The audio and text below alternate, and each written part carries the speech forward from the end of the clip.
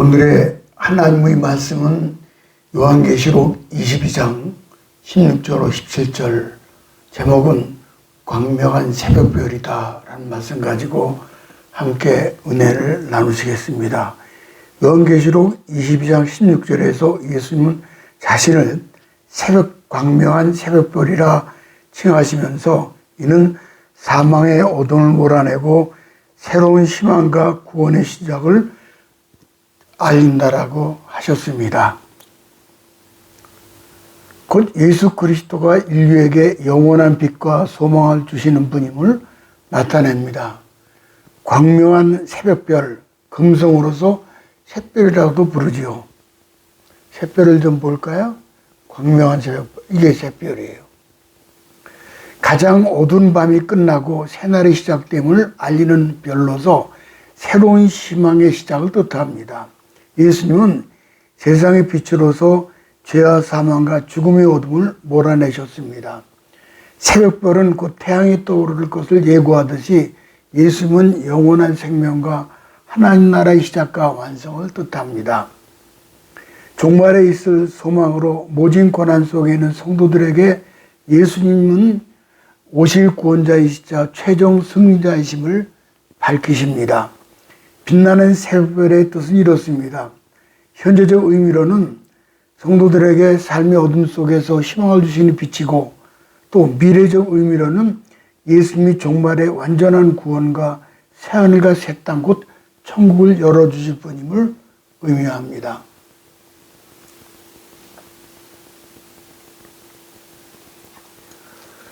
어떤 글이나 책이든지 그 끝부분의 결론은 특히 중요합니다.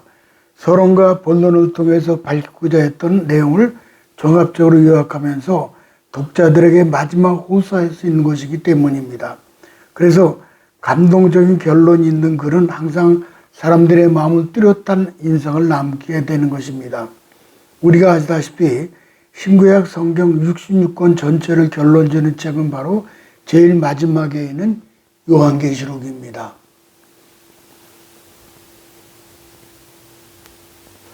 그러므로 그 요한계시록 중에서도 마지막 장의 제일 끝은 그야말로 결론 중에 결론이 되는 셈입니다. 그것이 비록 요한계시록 22장 16절 말씀이죠. 그것이 바로 우리가 예수를 믿고 신앙생활하는 최종 목적은 지옥에 가지 않고 천국에 가는 데 있습니다. 예수님 오신 목적도 십자가에 피 흘려 죽으시고 부활 승천하신 목적도 지옥의 심판을 받지 않고 천국으로 가기 위함입니다. 예수님께서 십자가의 죽음을 앞두고 제자들에게 유언하신 말씀이 있죠. 요한복음 14장 1절로 3절이죠. 가볼까요? 너희는 마음에 근심하지 말라. 하나님 믿으니 또 나를 믿으라. 내 아버지 집에 거할 것이 많도다. 그렇지 않으면 너에게 일렀으리라. 내가 너희를 위하여 처소를 예비하러 가노니 가서 너희를 위하여 처소를 예비하면 내가 다시 와서 너희를 내게로 영접하여 나 있는 곳에 너희도 있게 하리라. 오늘날 현대인들은 믿음이 없고 폐역한 세대가 되어서 부활과 천국, 지옥의 존재를 부인하고 그저 잠깐 살다가 죽는 육신을 잘 되는 것만 따라갑니다. 그것은 복음의 핵심이 아닙니다. 현세에만 집착하고 이 땅에만 관심을 가지기 때문에 영원한 천국에는 관심이 없습니다. 마치 동전은 눈에 가까이 되면 찬란한 태양이 안 보이고 높은 하늘이 보이지 않을 것 같습니다. 육신의 쾌락과 안개와 같은 세상의 찬란한 물질세계에 현혹되어서 영원한 천국을 보지 못하죠. 마귀와 또한 감각적인 것, 일시적인 것, 영의 눈을 가려서 영원한 세계를 보지 못하게 합니다. 순례자의 기본 정신은 뭡니까? 그것은 이 세상은 내 집이 아니다라는 것이고 세상은 잠깐 지나가는 나그네라는 거예요. 광명한 새벽별은 예수를 믿고 비밀을 깨닫고 천국으로 인도해 주십니다. 첫째는 광명한 새벽별인 예수님만이 구원이십니다. 16절을 또 가볼까요? 나 예수는 교회들을 위하여 내 사자를 보내어 이것들을 너희에게 증거하게 하였노라. 나는 다윗의 뿌리요 자손이 곧 광명한 새벽별이라 하시더라. 그리고 계시록 1장 1절에는 예수 그리스도의 계시라 그렇게 말씀하셨어요. 처음과 나중이시며 알파와 오메가 되시는 예수님은 밤못샘에서 환상을 통해서 이제 이 모든 환경을 다 보셨죠. 이 계시의 주체는 예수 그리스도입니다. 당신 자신이심을 아예 첫 문장 첫 마디에서부터 명백히 선언하고 시작하셨던 거죠.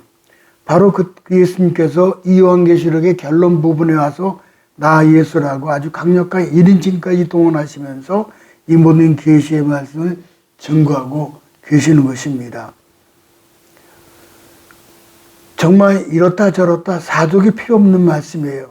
신구약 모든 계시의 중심과 동시에 그 정점은 오직 예수 그리스도일 뿐이라는 사실을 주님께서 진이토록 명약관하게 스스로 증거하고 계셔요. 예수께서 그 다음에 계시의 말씀은 내 사자를 보내주었다. 요한계시록과 마찬가지로 모든 신구약 성경 66권은 성령의 감동을 받은 선지자와 사도들 통해서 기록되었습니다. 그리고 비록 바로 교회들을 위하여 그래서 성경을 기록하신 거예요. 그런 까닭에 참된 교회는 오직 성경 중심, 바이블 중심, 즉 성경의 말씀에 기초하고 있는 거죠.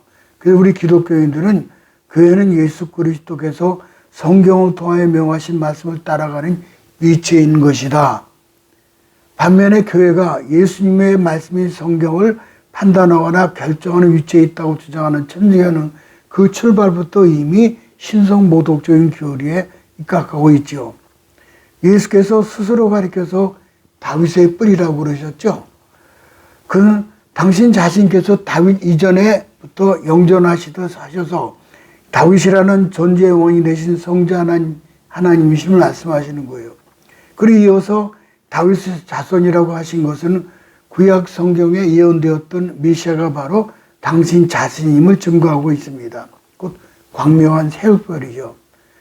예수님이 세상의 종말에 가까워진 가운데 이제 천국 영생을 밝혀주신 분으로 사망과 저주가 임박한 중에 구원의 빛이 되신 분임을 스스로 자증하고 계십니다.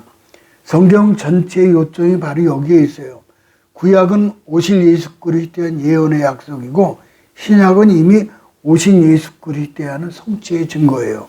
그래서 예수님은 이에 대해서 요한복음 5장 39절에 그러셨죠. 너희가 성경에서 영생을 얻는 줄 생각하고 성경을 상고하거니와 이 성경이 곧 내게 대하여 증거하시는 거로다. 스스로 자증하셨죠. 또 17절에 보니까 그랬죠. 성령과 신부가 말씀하실 오라 하시는도다. 듣는 자도 오라 할 것이요 목마른 자도 올 것이요 또 원하는 자는 값없이 생명수를 받으리라 하시더라. 생명수를 주시는 분. 16절에 선포된 예수님 말씀에 대한 17절에서는 성령과 신부가 함께 화답을 하고 있어요. 성령은 두말할 것 없이 제3위 하나님이시며 그 성령의 말씀이란 구체적으로 바로 바이블, 성경이죠. 성령은 바로 예수 그리스도를 보내신 보혜사신 까닭에 성도라 하여금 성경에 기록된 자신의 말씀을 정확히 깨닫고 믿게 만들어주신 분임을 구주된 사역을 하고 계시죠. 신부란 바로 그리스도인 신부인 교회를 가리켜요. 그렇다면 여기서 성령과 신부가 말씀하시라는 구절은 아주 의미심장하죠.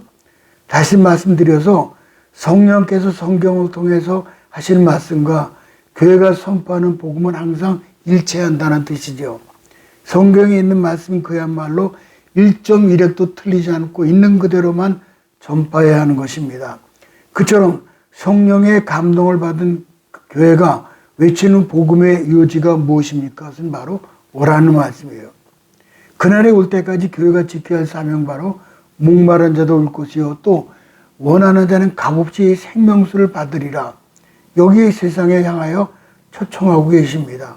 목마른 자라는 것은 생명의지에 있어서 필수적인 물이 없어 죽어가고 있는 상태를 강조하는 표현이죠. 그런 사람에게 값없이 생명수를 받으라고 초청하고 계셔요. 인간편의 조건 없이 예수 십자가 대속의 공로로 천국의 영생을 얻게 되는 거죠. 두 번째는 광명한 새벽별로 천국에 이를 이해를 좀 살펴볼 필요가 있습니다. 첫째, 천국은 인간의 본능으로 알 수 있어요. 오리 새끼와 병아리가 호숫가에 놓으면 어떻게 되죠? 그러면은 병아리는 물에 관심이 없는데 반면 오리 새끼는 물을 보자마자 호수에 들어가 헤엄을 치며 즐깁니다. 왜냐하면 오리는 헤엄치는 본능을 갖고 태어났기 때문에 반면에 병아리는 물에 대한 그 본능 자체가 없어요. 본능 때문에 물에 들어가 헤엄칠 수 있잖아요. 오리는 하나님 형상으로 지음받은 인간은 영원을 사모하는 본능이 있어요. 전도서 3장 11절 가볼까요? 사람에게 영원을 사모하는 마음을 주셨느니라. 영원을 사모하는 마음을 주셨다. 사람에게는 다른 피조물이 식물이나 동물이 같지 않은 영혼이 있고 그 영혼이 영혼을 사모하는 본능이 있어요. 영혼을 사모하는 마음은 단순히 현재 땅만 바라보는 존재가 아니라 영혼을 의미한 목적을 갈망하는 존재예요. 이것은 인간이 단순히 물질적 일시적인 삶을 넘어 영원한 세계의 의미와 목적을 찾고자 하는 본성을 가지고 있다는 거죠. 이는 하나님께서 사람 마음속에 심어주신 갈망으로 인간이 하나님 찾도록 이끄는 힘이 되는 거예요. 두 번째는 자연계를 볼 수 있죠. 겨울이 되면 모든 식물이 말라 죽은 것 같이 보이지만은 봄이 되면 다시 살아나는 것을 보지요. 콩이나 옥수수나 곡식을 봄에 심으면 땅속에 죽어 썩습니다. 그러나 다시 살아나 수십 배, 수백 배의 열매를 맺습니다. 42, 44절 가볼까요? 죽은 자의 부활도 이와 같으니 썩을 것으로 심고 썩지 아니할 것으로 다시 살며 욕된 것으로 심고 영광스러운 것으로 다시 살며 약한 것으로 심고 강한 것으로 다시 살며 육의 몸으로 심고 신령한 몸으로 다시 사나니 육의 몸이 있으니 또한 신령한 몸이 있느니라. 신령한 몸이 있어요. 부활의 몸, 신령한 몸이죠. 그 다음에 사도들의 증언으로 알 수 있죠. 사도들의 증언. 사도 요한은 예수님 운명하신 후 비겁하게 도망갔던 사람인데 밤모섬에서 귀양 가서 천국의 놀라운 광경을 보고 그걸 기록한 것이 요한계시록입니다. 대부분의 제자들이 도망갔던 사람들인데 부활하신 예수를 만나는 죽기까지 십자가 부활 천국을 증거했습니다. 사도 바울도 크리스찬들을 핍박하고 체포해 죽이려던 사람인데 부활하신 예수를 만난 후 십자가 천국을 증거했습니다. 고린도후서 5장 1절에 보니까는 그랬죠. 만일 땅에 있는 우리 장막집이 무너지면 하나님께서 지으신 곳 손으로 지은 것이 아니요 하늘에 있는 영원한 집이 우리에게 있는 줄 아나니. 또 고린도전서 15장 19절에 보니까는 만일 그리스도 안에서 우리의 바라는 것이 다만 이생뿐이면 모든 사람 가운데 우리가 더욱 불쌍한 자라. 그렇습니다. 천국에 소망이 없다면은 우리 기독교인들 크리스찬들이 가장 불쌍한 사람들이고 반대로 천국을 소유한 그리스도인들은 죽음이 와도 두려울 것 없고 내일 세상이 종말이 와도 두려울 것이 없는 거예요. 죽음은 이 세상의 천국으로 이사하는 날에 불과합니다. 그래서 교부 토틀리아는 우리 크리스찬은 이 땅에서 순례자이며 우리 확고한 지혜는 내 본향 천국에 있다라고 했고 칼빈은 천국이 우리의 궁극적 소망이므로 우리 크리스찬들은 이 세상 어디서 살든지 나그네 장소다라고 했습니다. 한나라는 실제 하는 장소입니다. 그래서 셋째 하늘 3층 천을 있습니다. 그래서는 첫째 하늘 1층 천은 이제 그 첫째 하늘 1층 천이 있죠. 1층 천. 이런 그림을 좀 보게 되면은 1층 천은 대기권 하늘 스카이죠. 새가 날아다니고 비행기가 날아다니고 비가 내리는 하늘이에요. 둘째 하늘 2층 천은 우주 스페이스 하늘이 우주에 해와 달과 별들이 있는 하늘이죠.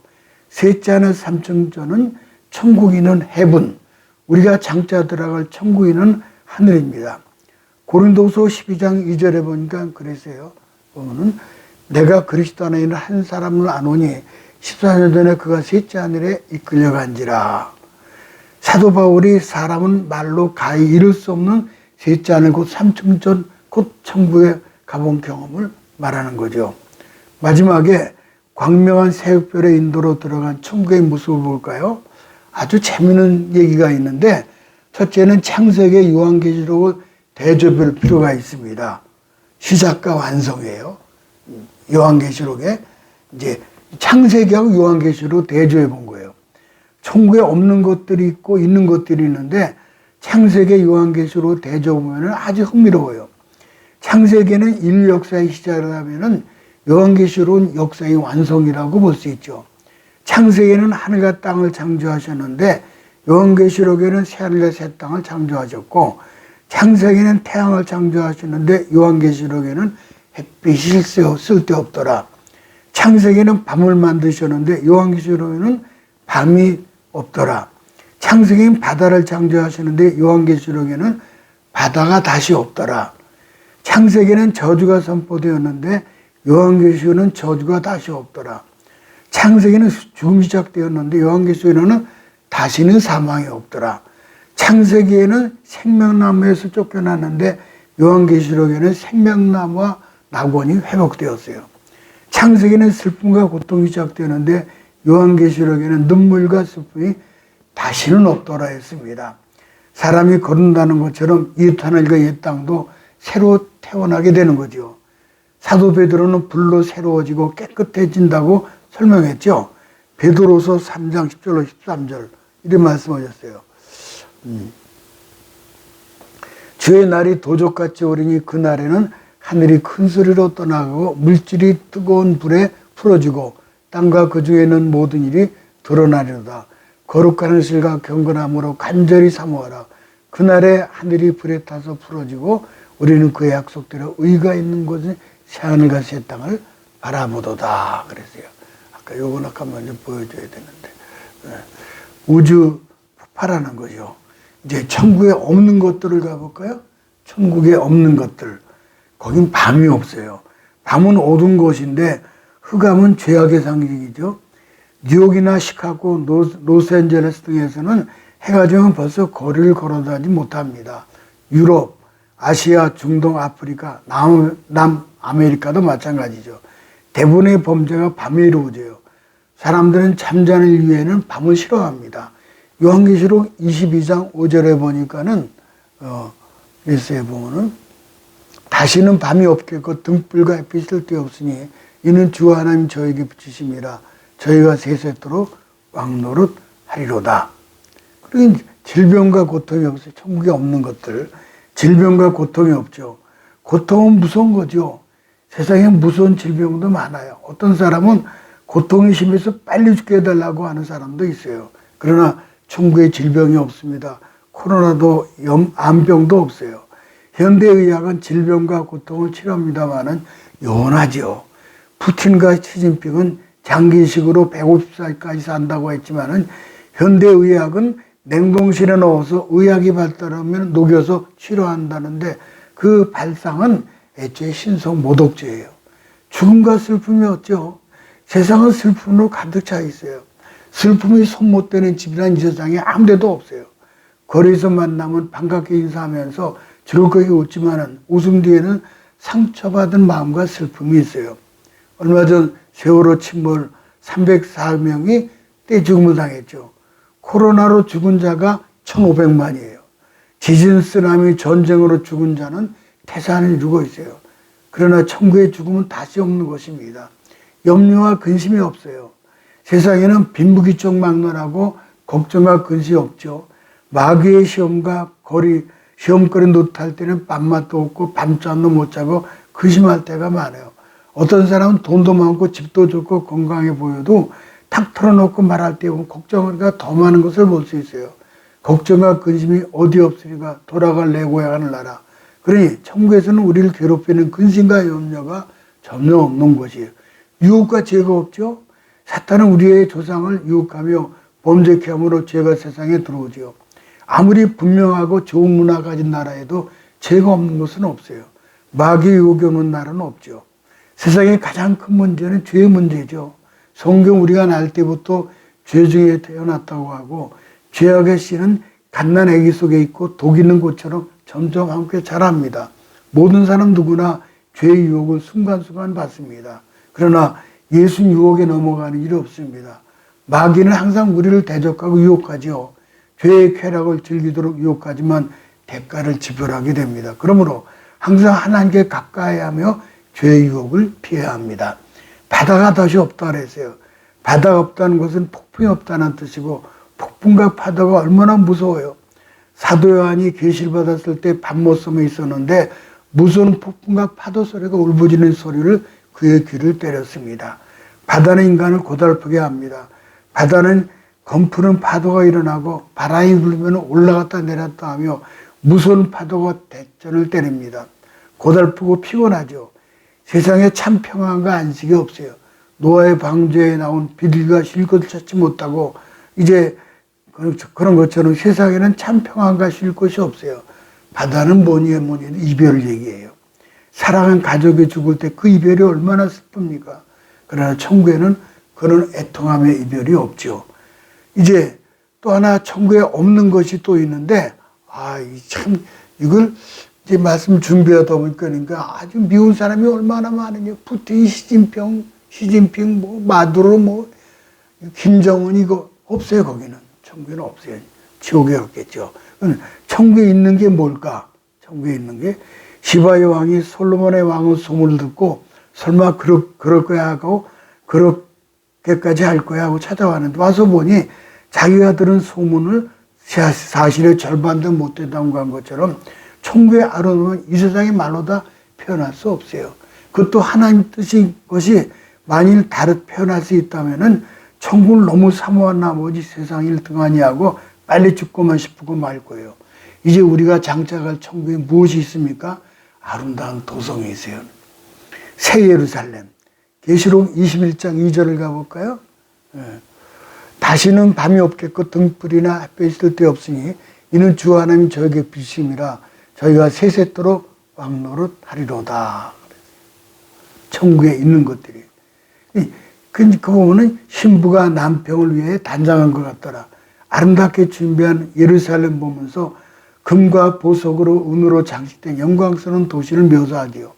그것은 해와 악함도 없어요. 그 술집도 병원도 형무소도 없어요. 그 성은 순금으로 포장된 것 같고 12 진주문 있고 아름다운 집들이 있어요. 사람들은 모두 거룩하고 행복해야 합니다. 기쁨과 행복이 있어요. 천국에는 슬픔과 근심이 없고 기쁨과 행복만 있어요. 아름다운 노래가 들려오죠. 기쁨으로 뛰는 아이들이 있죠. 헐벗고 굶주려 죽어가는 사람도 없고 질투, 증오, 악독이 없이 사랑과 기쁨만 있는 곳이에요. 세상이 제일 즐겁고 행복하다는 것에 1000배를 더해도 천국의 기쁨을 표현할 수 없습니다. 안즈메이 소경 절뚝파들이 모두 휠체어 지팡이를 내어 던지고 송아지처럼 펄쩍펄쩍 뛰어놉니다. 아름다운 집이 있죠. 내 집, 내 가정은 제일 아름다운 곳인데 여행할 때 인류 호텔에 머무는 것보다 내 집, 내 가정이 좋고 행복하잖아요. 천국에는 완전히 안식할 수 있는 곳이에요. 생명나무와 낙원이 회복되고 죽음이 없어요. 계시록 22장 14절 가볼까요? 그들이 생명나무에 나가며 문들을 통하여 성에 들어갈 권세를 받으려 함이로다. 잃어버린 낙원이 되찾았고 잃어버린 생명나무를 되찾게 된 거예요. 천국엔 예수님이 계시죠. 천국에는 순금의 거리가 있고 12 진주문이 있고 찬란한 멸류관이 있습니다. 예수님이 안 계시면 아무것도 아니죠. 꿈속에 예수님만 봐도 평생 잊혀고 기뻐하는데 그래서 예수님은 영원히 거기 실존해 계셔요. 얼마나 좋겠습니까? 더구나 삼일째 성부 하나님 그리고 성령 하나님 우리와 영원히 함께 거하시는 거예요.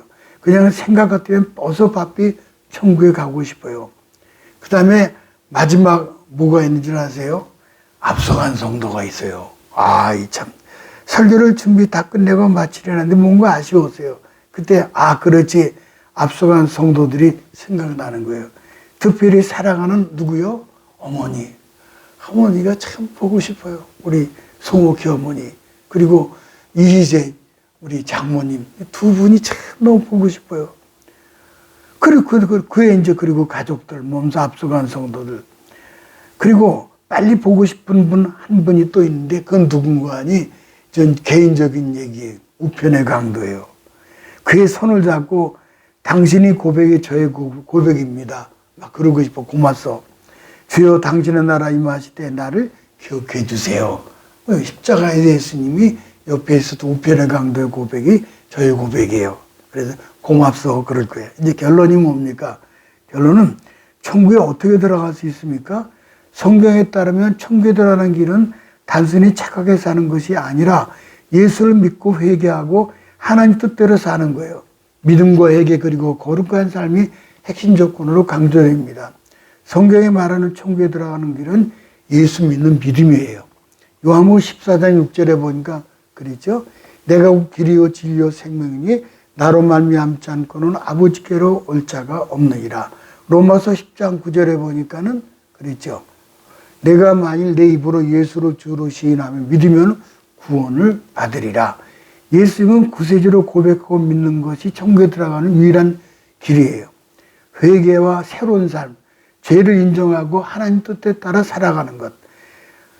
마태복음 7장 11절에 나도 주여 주여 하는 자마다 천국에 다 들어갈 것이 아니오 다만 하늘에 계신 내 아버지 뜻대로 행하는 자라 들어가리라. 단순히 믿음의 고백뿐 아니라 실제 삶 속에서 하나님 뜻을 따르는 것이 요구되죠. 중요한 교훈은 착하게 사는 것만으로 충분하지 않아요. 성경은 인간의 선행으로 천국에 이룰 수 없다라고 말합니다. 믿음과 삶의 일치, 단순히 믿는다는 말이 아니라 실제 삶에서 그 믿음을 드러내야 합니다. 단순한 종교적 행위가 아니라 삶 전체의 변화를 요구하죠. 어떤 정직한 사람이 천국에 들어가려고 했습니다. 천국에 들어가려고 했어요. 그랬더니 천사가 무엇으로 천국에 들어갈 것입니까? 하니까는 정직한 사람에게 물었어요. 정직한 사람은 나는 도덕적으로 깨끗한 삶을 살았습니다. 어디에서나 나는 사람에게 존경받았습니다. 그러니 나는 천국에 들어갈 수 있습니다. 그때 천사가 말하기를 당신은 사람들에게 드러내지 않은 죄가 있어서 천국에 들어갈 수 없고 지옥에 가야 합니다.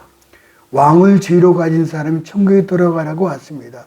천사가 무엇으로 천국에 들어가라고 합니까? 나는 세상에서 왕으로 살았습니다. 천사는 당신은 왕으로 세상을 다스렸지만은 죄를 다스리지 못했기 때문에 들어갈 수 없고 지옥에 들어가야 합니다. 평범한 천부가 왔습니다. 천사가 당신은 무엇을 가지고 천국에 들어가려 하십니까?